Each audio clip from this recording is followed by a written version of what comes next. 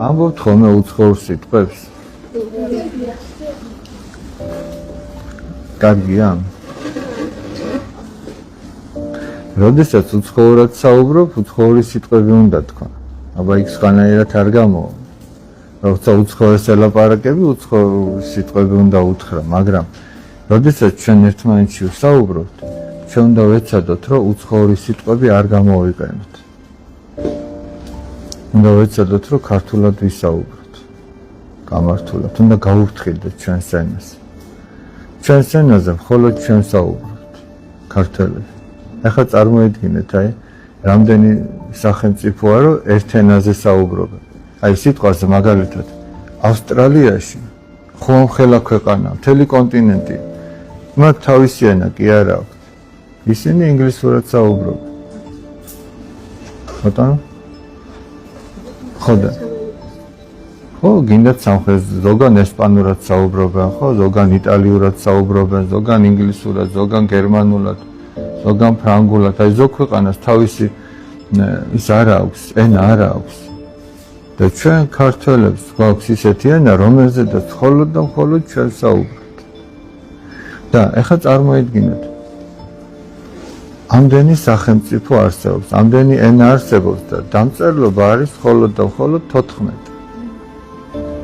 და ამ 14-ში ერთ-ერთი არის ქართული. წარმოგიდგენიათ? რამხელა ქვეყნებია, იცი რომ თავისი დამწერლობა არ აქვს. და ერთ-ერთი უძველესი დამწერლობა არის სწორედ ქართული. ამიტომ და თან ქართველებს ჩვენ გვაქვს სამი ამბანი. იცით რომ სამი ამბანი გვაქვს?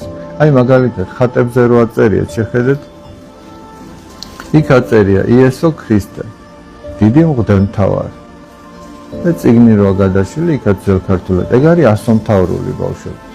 ასომთავრული დამწერლობა. არის კიდევ ნუსხახუცური დამწერლობა.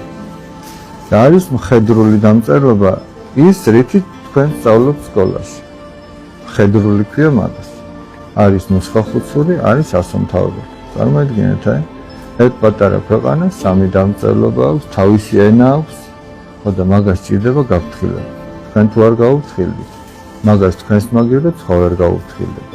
თქვენ უნდა თქვენს მეტყველებაში ეცადოთ ხოლმე, რომ თუ რამე საუბარში უცხოური სიტყვა შეამჩნიეთ ერთმანეთს, უნდა უთხრათ სიყვარულით და თქვენც უნდა გაითვალისწინოთ.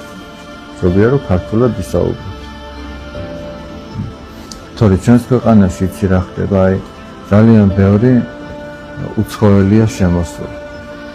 ძალიან ბევრი უცხოელია შემოსული და თუ ესე გაგრძელდა, შეიძლება უცხოელები უფრო მეტნი იყვნენ ვიდრე ჩვენ ქართველები. წარმოგიდგენიათ, ეს არის კატასტროფა. ქართველები ცოტა ხანში შეიძლება უფრო ცოტანი ვიყოთ ჩვენს ქვეყანაში, ვიდრე უცხოეთიდან შემოსული ადამიანები. ახლა ისინი ჩვენს ენას კი არ გაუფრთხილდებიან. თავისი საქმე აქვს აქ რომ შემოდიან.